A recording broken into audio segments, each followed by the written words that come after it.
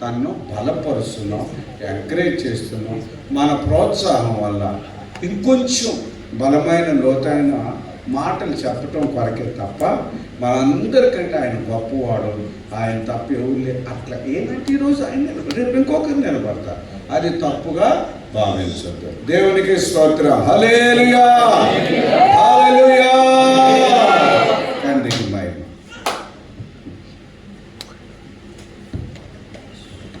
దీపనామానికి వందనాలు. సమయం ఇచ్చిన అమ్మగారికి వందనాలు. చర్చిలో ఉన్న అభిమానిస్తున్న అందరికీ వందనాలు. చిన్న ప్రార్థన చేస్తున్నాం.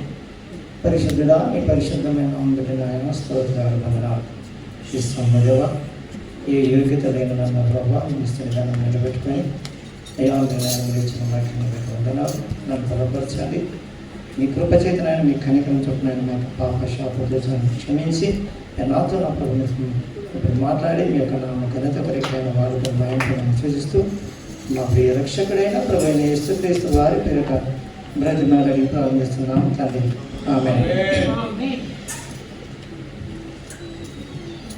ఈరోజు ఉదయం కాలసిన దైవజనులు చెప్పిన దాన్ని బట్టి క్రైస్తవునికి ఉండవలసిన లక్షణాలు అంటే నేను దైవజనులు చెప్పిన తర్వాతనే దాంట్లో నాకు రెండు కరెక్ట్గా నా జీవితానికి సరిపోయినట్టున్నాయి. రెండు జీవితాలు అవి మీకు చెప్తాను. ఇప్పుడు క్రైస్తవునికి ఉండవలసిన లక్షణాలు ఏంటంటే దేవునికి మనం మొట్టమొదటిగా నీతిగా ఉండాలంటున్నాను. రెండవది సంఘ కాపరికి ఆయాసకరమైన చేయకూడదు అంటున్నాను. మూడవది ఏమనుకున్నానంటే సంఘానికి అభ్యంతరకరంగా మనం ఉండకూడదు. అయితే ఈ రెండింటి మధ్యలో ఉంది కదా, ఈ రెండింటికి అనుసంధానం ఏంటంటే మధ్యలోది సంఘ కాపరికి ఆయాసకరమైన పనులు మనం చేయకుండా ఎప్పుడైతే ఉంటామో ఖచ్చితంగా అది దేవునికి మనం దేవుని నీతిలో కొంచెం వరకైనా ముందుకు వెళ్ళగలుగుతాం. ఈ రెండోది కూడా అంటే ఆ సంఘ కాపరికి మనం ఆయాసకరంగా ఉండనప్పుడు మూడో దాన్ని కూడా అంటే ఆ సంఘాన్ని కూడా మనం అభ్యంతరకరంగా ఉండమని నేను అనుకుంటున్నాను. ఎందుకంటే నా జీవితంలో చేసిన అంటే నా జీవితంలో జరిగిన యథార్థమైన ఘటన ఈరోజు నేను సంఘ కాపరిగా ఆ మూడు చెప్పిన తర్వాతనే నాకు జ్ఞాపకం వచ్చింది. నేను 1986 నుంచి 86 నుంచి కూడా నేను 4వ తరగతిలో ఉన్నప్పుడు ఎంబీ మెననైట్ సంఘంలో అంటే అప్పటి నుంచే నేను ప్రభు అంటే సన్నిధానంలో ఉన్నాను. కానీ దాన్ని అనుసరించలేకపోయాను. ఎట్లా అంటే సంఘ కాపరికి ఆయాసకరంగా ఉంటే ఏమి జరిగిందో నా జీవితంలో నేను అనుభవించాను. దానికి మీకు ఒకసారి చెప్తాను. 86 నుంచి నేను ఎంబీ సంఘంలో మంచిలో ఉన్నాను. మన దైవజనుడి కన్నా అప్పట్లో ఉన్న మా దైవజనుడు ఏంటంటే ఏ మాత్రం ఇట్లా లేచినా కానీ తీసుకొని బైబిల్ తీసుకొని పెట్టేవాడు కూర్చొని. అటువంటి సంఘంలో ఉన్నప్పుడు కూడా నేను సరిగా లేను. ఎందుకంటే 93లో 86 నుంచి 93 మధ్యలో ఉన్నప్పుడు 93లో ఇదే అంటే రైన్ సీజన్లో ఆగస్టు లేదంటే జూలై ఉండొచ్చు అనుకుంటున్నాము, మాసం అయితే గుర్తులేదు. కానీ 93లో మా హాస్టల్కి అంటే నేను చదివింది కూడా క్రిస్టియన్ స్కూలు, చదివింది కూడా క్రిస్టియన్ హై స్కూలే, హాస్టలే కూడా. ఈ రెండింటిలో ఉన్నప్పుడు అక్కడ గద్వాలపట్నంలో ఎంబీ మెననైట్ సంఘంలో ఒక అంటే సంఘ కాపర్స్ని తయారు చేస్తూ ఉంటారు. వాళ్ళు గద్వాలకు వచ్చినప్పుడు అక్కడ నుంచి గద్వాల నుంచి 7 కిలోమీటర్ల దూరంలో గద్వాలకు వచ్చినప్పుడల్లా మా హాస్టల్కి రావాలి వాళ్ళు. అంటే ఎందుకు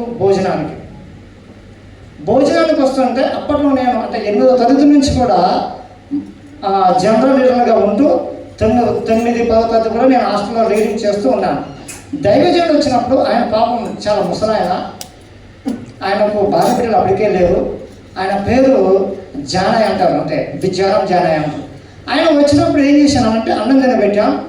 అన్నం తినబెట్టిన తర్వాత కొంతమంది పిల్లలు కలిసి అన్న ఆ మాస్టర్ గారు ఎప్పుడు వచ్చినా కానీ మామూలుగా అన్నం తిని పడుకుంటారు కదా, వాక్యం చెప్పాడు ఎందుకన్నా అని చెప్పనేసి నన్ను ప్రోత్సాహపరిచారు.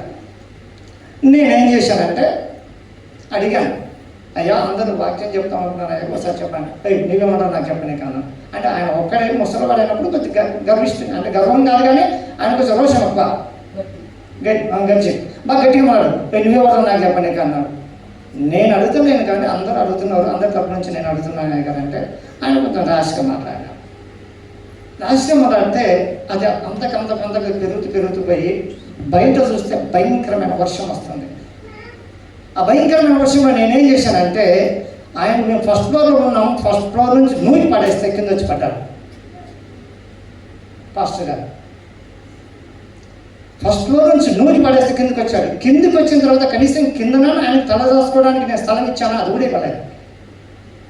తెరిచి డోర్ తెరిచి బయటకి ఎంటేసాను. బయటికి ఎంటేసిన తర్వాత ఆయన అక్కడి నుంచి మా ఎంబీఐ స్కూల్, అంటే అక్కడి నుంచి మా స్కూల్ ఒక 1/2 కిలోమీటర్ ఉంటుంది హాస్టల్ నుంచి. ఆయన హాస్టల్ స్కూల్లో మొబ్బు చీకట్లో పాపం ఆయన ఒక్కడే ఉన్నాడు. ఆ రోజు దేవునికి నేను ఎప్పుడైతే ఆయాసకరంగా చేశానో, నాలో అప్పటికి అంటే నేను అప్పటికి కూడా ఏది చేసినా కానీ కూడా మా వార్డెన్స్ కానీ మా స్కూల్లో టీచర్స్ కానీ ఎవరేం చేసినా, అంటే నేనేం చేసినా కానీ కూడా నన్ను పట్టించుకునే వాళ్ళు కాదు. ఎందుకంటే నేను అన్నింటిలో ముందుండేవాడిని, చదువులో దేవుదాయంలో ముందు ఉండేవాడిని, గేమ్స్లో ముందు ఉండేవాడిని.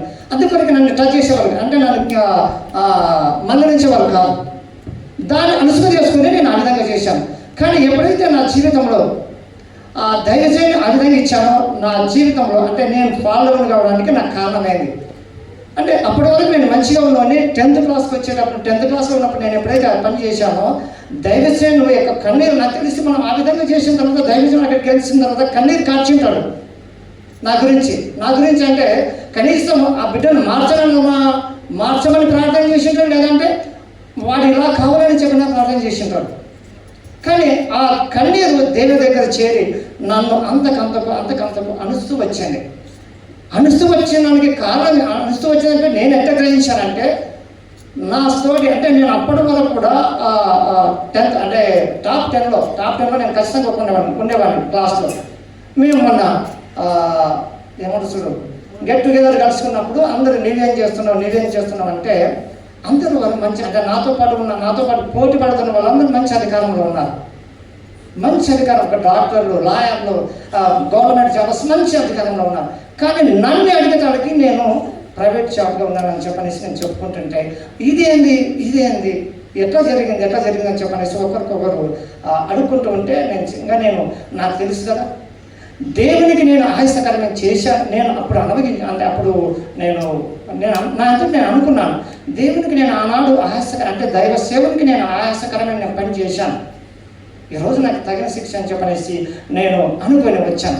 అయితే నా జీవితంలో ఇక్కడికి వచ్చింది అప్పటి వరకు కూడా ఈ మన దైవ జీవనం రావడానికి, అంటే మనం ఎంత ఎగిరిపడినా గానో, గాలి వచ్చినప్పుడు పేపర్లు ఎంత పైకి వెళ్ళినా కానీ ఒకనాడు కిందికి పడకైతే తప్పదు.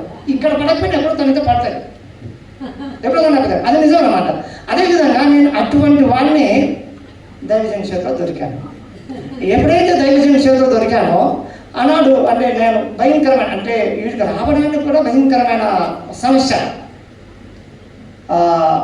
2000 సంవత్సరాల్లోనే, అంటే 99లోనే భయంకరమైన సమస్య. ఆ సమస్యను తట్టుకోవడానికి నేను దైవజనం దగ్గరికి వచ్చాను.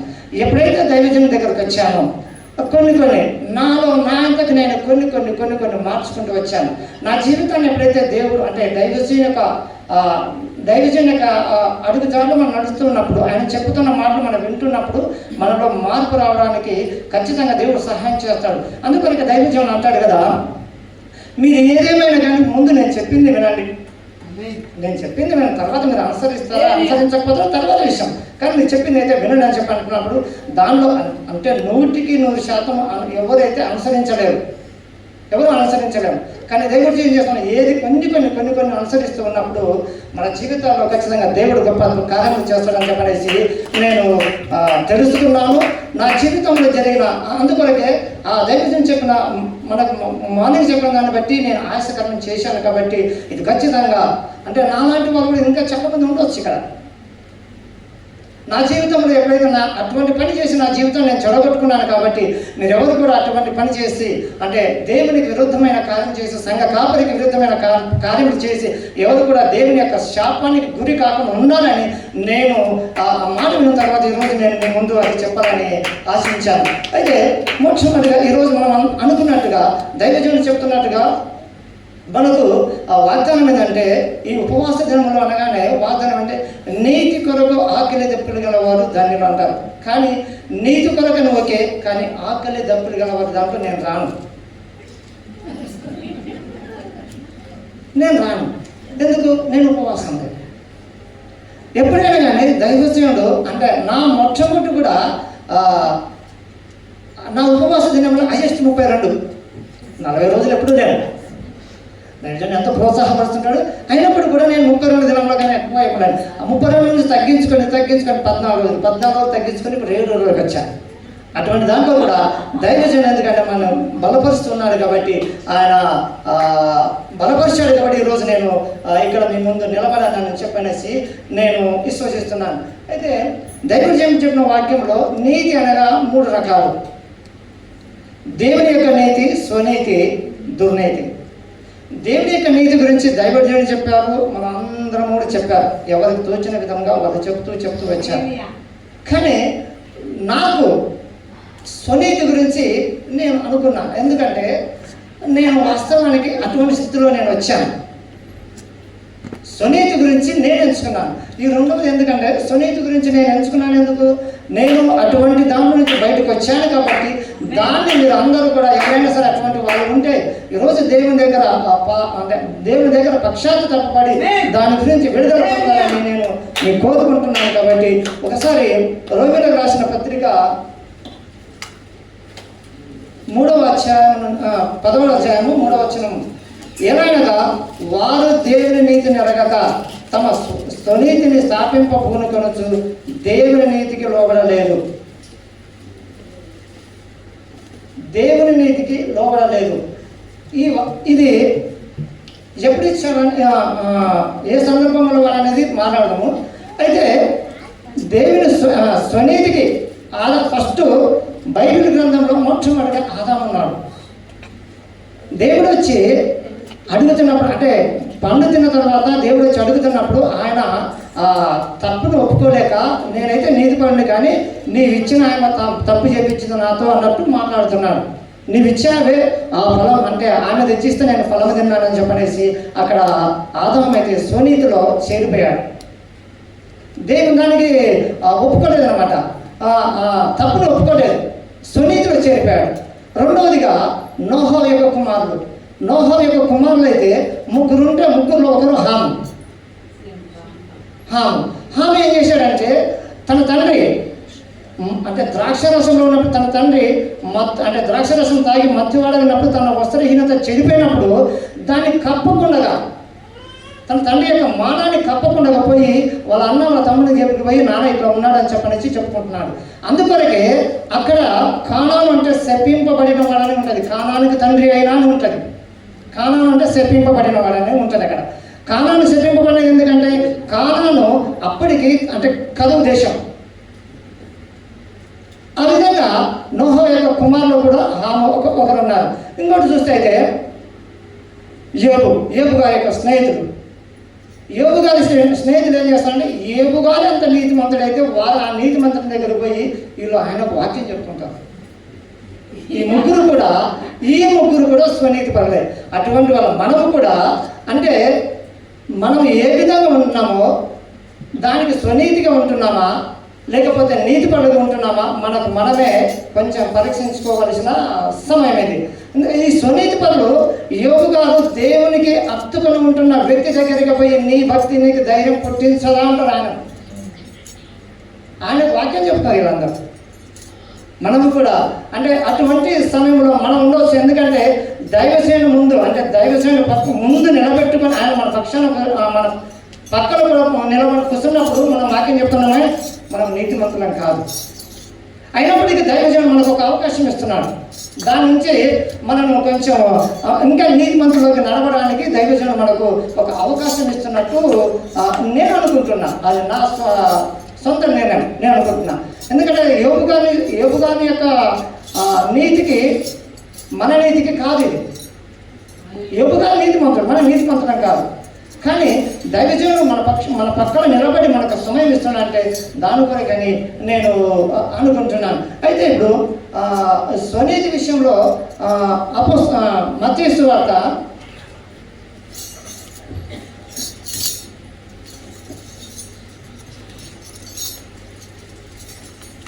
23వ అధ్యాయం నుంచి అయితే అక్కడ ఉంటాము.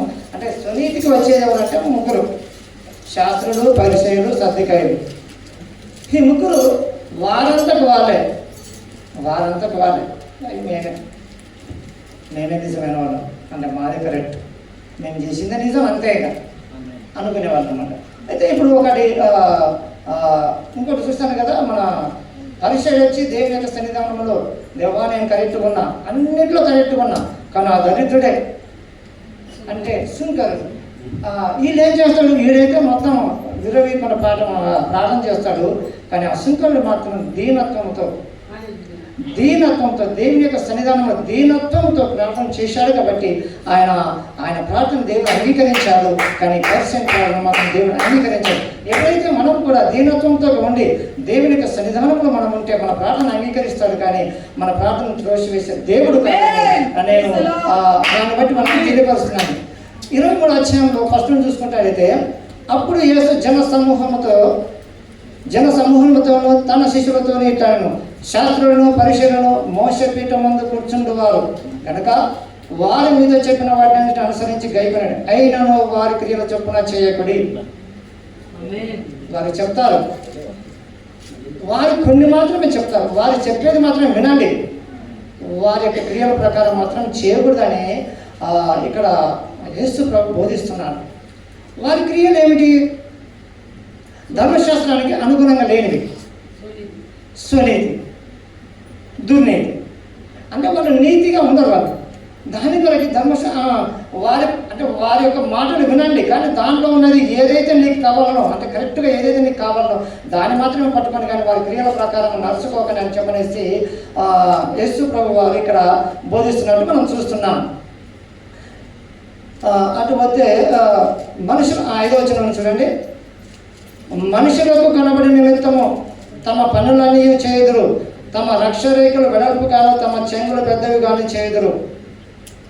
ఎవరైతే ఇక్కడ ఉంటున్నారో, అంటే మనం కూడా చాలామంది ఉంటాము, మన జీవితంలో కూడా మన సంఘంలో కావచ్చు, లేకపోతే ఇంకోరు కావచ్చు, ఎవరైనా కానీ యేసు ప్రభువుని నమ్ముకున్న వారందరిలో కూడా ఎవరైనా కానీ దేవునికి కనబడవాలని మన నిజాయితీగా ఉండాలి, కానీ మనుషులకు కనబడవాలని మన నిజాయితీగా ఉంటే అది దేవుడు మన నీతిగా ఎంచడు. ముమ్మాటికి మనం స్వనీతిలోనే పడిపోతాము. స్వనీతి పరిస్థితి ఏమిటంటే తనకు తానే మోసపరుచుకున్నాడు అని చెప్పనేసి ఇక్కడ మనం చదువుతున్నట్టుగా మనం చూస్తున్నాం.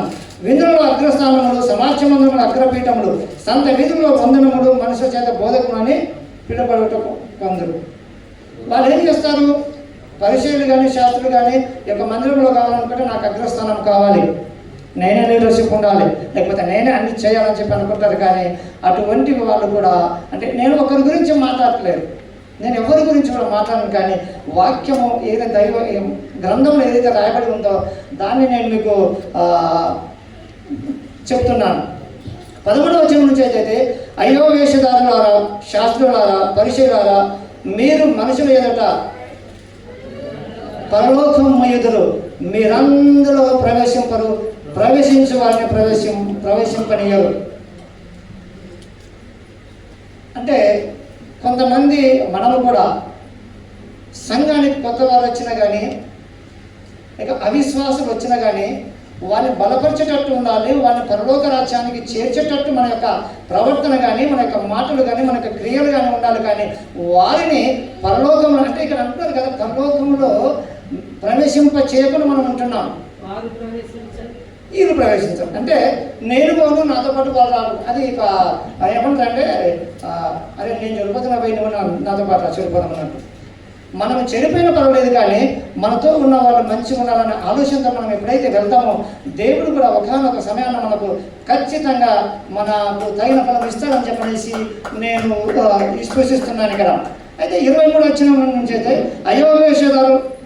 అయ్యో వేషధారులైన శాస్త్రులారా, పరిచయులారా, మీరు పుదీనలోను, సోపులోను, జీలకర్ర కళ్ళలోను 10వ వంతు చెల్లించి ధర్మశాస్త్రములో ప్రధానమైన విషయమును అనగా న్యాయమును, కనికరమును, విశ్వాసమును విడిచిపెట్టితిరి.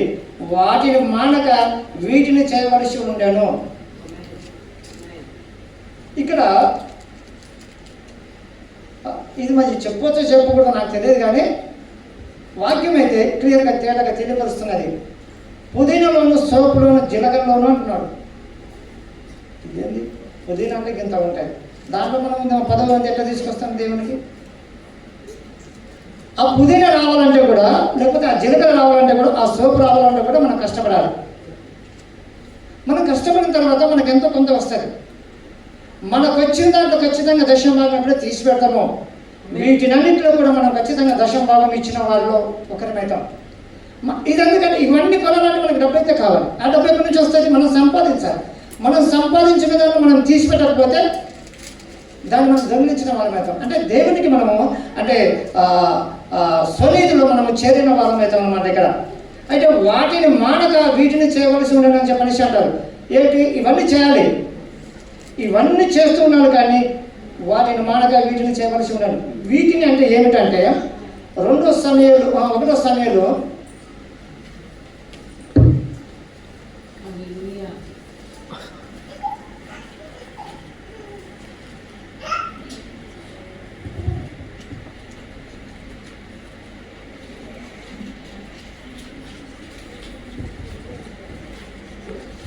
15:22 ఉంటుంది.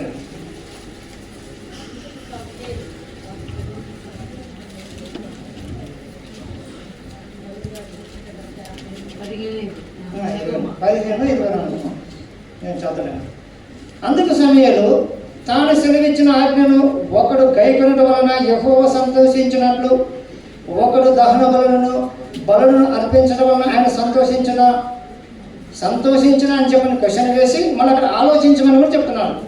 ఆలోచించము. బలులు అర్పించడం కంటే ఆజ్ఞను గైకొనట, పోటీలు క్రొవ్వు అర్పించడం కంటే మాట వినటయు శ్రేష్టము. ఈ సందర్భం ఏంటంటే, సౌలు గారికి దేవుడు ఒక ఆజ్ఞ ఇచ్చింటాడు. అమ్మోనీయుల మీదకి దండెత్తిపోయిన తర్వాత వారిని నాశనం చేసి, వారిలో ఉన్న పశువులు జంతువులు అన్నిటిని కూడా నాశనం చేయమని చెప్పనేది దేవుడు చెలవిస్తే, ఈయన ఏం చేస్తున్నాడంటే అందులో ఉన్న ప్రజలను మాత్రము నాశనం చేసేటాడు, కానీ రాజును నాశనం చేయడు. అందులో బక్క చిక్కినటివి లేక నాలాంటి ఒక బక్క చిక్కినటువంటి అంటే ఉంటాయి కదా, ఆ పశువులను వాటిని మాత్రం సంహరించారు, కానీ బలిష్టమైన వాటిని మాత్రం ఆయన ఉంచుకుంటాడు. అంటే ఉంచుకున్నాడంటే ఆయన తీసుకోవడానికి. ఎందుకు? ఆయనకి అవసరం కాబట్టి. మనము కూడా మన సంఘానికి వస్తున్న వాళ్ళని ఎవరైనా కానీ సరే, చిన్నవారిని కానీ పెద్దవారిని కానీ మరి ఎవరైనా కానీ సరే వారిని ప్రేమించాలి, వారిని మనం మంచిదారులు నడిపించాలి, కానీ వారితో మాట్లాడాలి, వారితో ప్రేమగా ఉండాలి. మనకంటే అధికంగా డబ్బు ఉన్న వాళ్ళని మనం ప్రేమించొస్తున్నాం, ధనం ఉన్న వాళ్ళని మనం ప్రేమిస్తున్నాం, లేక అందముగా ఉన్న వాళ్ళని ప్రేమిస్తున్నాం. అటువంటి కాదు. అక్కడ దేవుడు ఏమి ఇచ్చాడు? అందరిని ప్రేమించమని. అందుకొరకే ఇక్కడ వాటితో పాటు వీటిని కూడా చేయవలసిందని చెప్పనేసి అక్కడ చెప్తున్నాడు. అక్కడ అవేంటంటే ఇవి మనం ఖచ్చితంగా మన జీవితాన్ని కూడా కావలసినటువంటిని ఏవైతే మనం ఉంటున్నామో దాంతో పాటు వీటన్నిటిని కూడా చేసుకుంటూ ఎప్పుడైతే మనం వస్తామో దానికి మనం స్వనీతిలో నుంచి మనం బయటికి రావడానికి మనకు ఆస్కారం ఉంటుందని చెప్పనేసి వాక్యం చెలవిస్తున్నది. అదేవిధంగా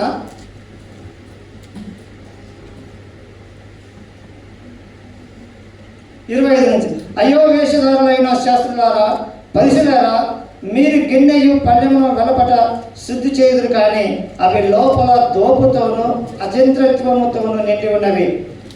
గుడ్డి పరిచయుడ, గిన్నెయు పళ్ళెమును వెలపల శుద్ధి అగుతున్నట్టుగా ముందు వాటి లోపల శుద్ధి చేయము. గిన్నెలు తోముతాం, బయట తోముతాం. మనము కూడా మన శరీరానికి రోజు స్నానం చేస్తాం. నేను 2 సార్లు చేస్తాను, కానీ నాలో ఉన్న పాపాన్ని మాత్రం కడుగొలేకపోతాం. ఇది అంతే కదా. మనము దేహాన్ని మాత్రం మనం శుద్ధి చేసుకుంటాం, కానీ మన లోపల ఉండేది మాత్రం మనం శుద్ధి చేసుకోలేకపోతున్నాం. మరి శుద్ధి చేసుకున్నప్పుడు మనం దేనికి వస్తాం? స్వనీతిలోకి వస్తాం.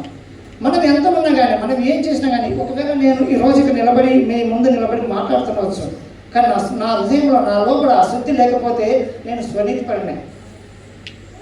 మనం ఎవరైనా సరే, ఎటువంటి వారమైనా సరే, మనం ఎప్పుడైతే అంటే పైకి అలంకరణే కాకుండా లోపల కూడా దేవునికి ఇష్టమైన అలంకరణ మనం ఎప్పుడైతే కలిగి ఉంటామో మనము దేవుని యొక్క నీతికి వారసులు అవుతాం. లేకపోతే మనము ఇక్కడ వారసులు కామని తేటగా తెలియపరుస్తున్నది. ముందు వాటి లోపల శుద్ధి చేయము. ముందు అనే మాటకు ఏంటంటే 2 కొరింథీయులకు 7వ అధ్యాయము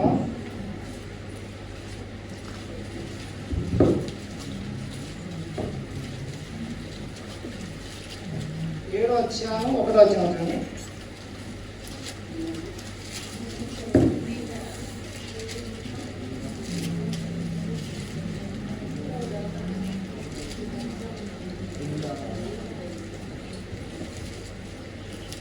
ప్రియులారా, మనకు ఈ వాగ్దానములు ఉన్నవి కనుక దేవుని భయంతో పరిశుద్ధతను సంపూర్తి చేసుకొనొచ్చు శరీరమునకును ఆత్మకును కలిగిన సమస్త కల్మషం నుండి మనను పవిత్రులుగా చేసుకుందుము.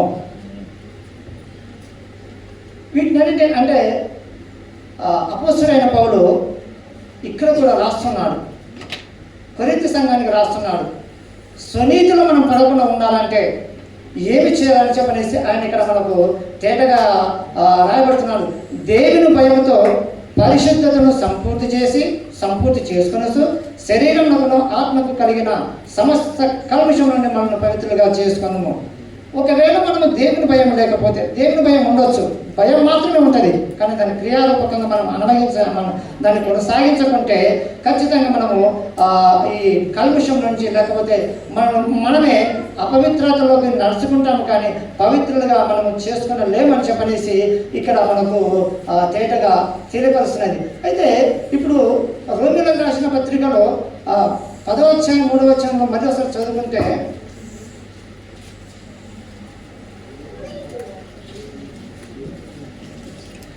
ఏలైనగా వారు దేవుని నీతిని అడగక తమ స్వనీతిని స్థాపింప పూనుకొనొచ్చు దేవుని నీతికి లోబడలేదు. ఈ రోమీయులకు అపోస్తలుడైన పౌలు గారు ఎప్పుడు రాస్తున్నారంటే పైన రాయబడి ఉన్నది, సహోదరులారా, ఇశ్రాయేలు రక్షణ పొందవలనని నా హృదయాభిలాషయు వారి విషయమై నేను దేవునికి చేయి ప్రార్థన అయి ఉన్నవి. వారు దేవుని యందు ఆసక్తి గలవారని వారి నుంచి సాక్ష్యమిచ్చినాను, అయినను వారి ఆసక్తి జ్ఞానానుసారమైనది కాదు. అయితే అపోస్తలుడైన పౌలు ఆ స్వనీతి గురించి అంతగానో పలకడానికి కారణం ఏమిటంటే ఎన్నో రోజుల నుంచి ఆ రోమీయుల సంఘానికి చెప్తూ ఉంటాడు. చెప్తూ ఉన్నప్పుడు కూడా వారి వినువారులైన ఉంటారు, కానీ అంటే దాన్ని కొనసాగించలేక దాని నీతిని అనుసరించి నడుచుకోలేక ఉంటారని చెప్పనేసి ఇక్కడ వాక్యం తేటగా తెలియపరుస్తుంది. మనకు కూడా మన దైవసేనుడు ఎన్నో రోజుల నుంచి భక్తిగా నడవండి అని చెప్తూ ఉంటాడు, కానీ మనము వినువారమే ఉన్నాము, కానీ దాన్ని కొనసాగించే వారమై కొనసాగించలేకపోతున్నాం అన్నాడు. ఈ రోమీయుల గురించి అపోస్తలుడైన పౌలు ఎంత వేదన బాధతో ఉన్నాడో, అంటే ఆ రోమీయుల సంఘంలో ఉన్న ఏ ఒక్కరు కూడా చెడిపోకూడదని చెప్పనేసి అపోస్తలుడైన పౌలు గారు ఏ విధంగా అయితే ఉన్నాడు, ఈనాడు మన దైవజనుడు కూడా మన విషయంలో ఖచ్చితంగా అందరి విషయంలో ఖచ్చితంగా నీతిని, అంటే నేను ఒక్కడే పరలోక రాజ్యానికి వెళ్ళకూడదు, నాతో పాటు నాతో ఉన్న సంఘములు అంతా రావాలని చెప్పేసి మనకు మాటికి చూడిపోటీ మనతో వాక్యం ద్వారా పొడుస్తూనే ఉన్నారు. ఆ పొడిచినప్పుడు మనం దాన్ని అంగీకరిస్తే మనం దేవుని రాజ్యానికి చేరగలుగుతాము. మనం దాన్ని త్రోసి వేస్తే దేవుని రాజ్యానికి మనం చేరలేము. ఎప్పుడైతే చేరలేమన్న దానికి కారణం ఏంటంటే నేను చెప్పాను కదా, దేవుని యొక్క దైవసేనకి ఆశకరమైన ఉన్నప్పుడు నా జీవితం ఎలా ఉంది, నేను సరి చేసుకున్నాను. దాన్ని సరి చేసుకోలేకపోయింటే ఇంకా నా పరిస్థితి ఏ విధంగా ఉంటుందో, అటువంటి భయంకరమైన పరిస్థితుల్లో కూడా దైవ జీవనం మనకు అంటే నాకు ఎస్పెషల్గా నా జీవితాన్ని మలుస్తూ ఈరోజు ఒక సంఘంలో ఒక స్థిరంగా నిలబెట్టడానికి దైవజీవం నాకు ఇచ్చిన ప్రోత్సాహాన్ని.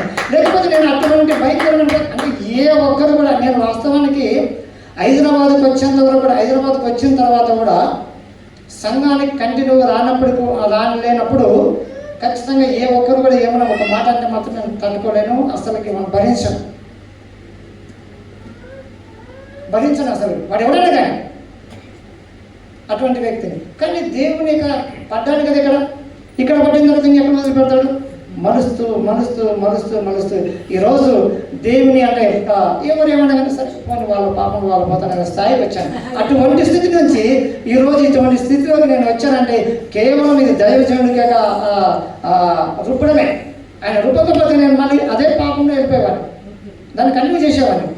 ఆ రుబ్బాడు కాబట్టి ఈరోజు నేను కొద్ది వరకు అంటే కనీసం దేవుని యొక్క మందిరానికి సక్రమంగా రావడము, ఆయన మన పిల్లల విషయంలో ప్రార్థన చేయడం, మీతో పాటు కలిసి ఉండడము అది నేర్చుకున్నాను. కాబట్టి మీరు కూడా అంటే మీరు కానీ మనమందరం కానీ దేవుని యొక్క సేవకుని కానీ అంటే దైవజనుడు మార్నింగ్ కూడా ఒక మాట చెప్పాడు, మన దైవజనునికే కాదు క్రైస్తవులు ఎవరైనా సరే వారి వారికి దైవజనులకు ఆయాసకరమైన పనులు చేయకూడదు.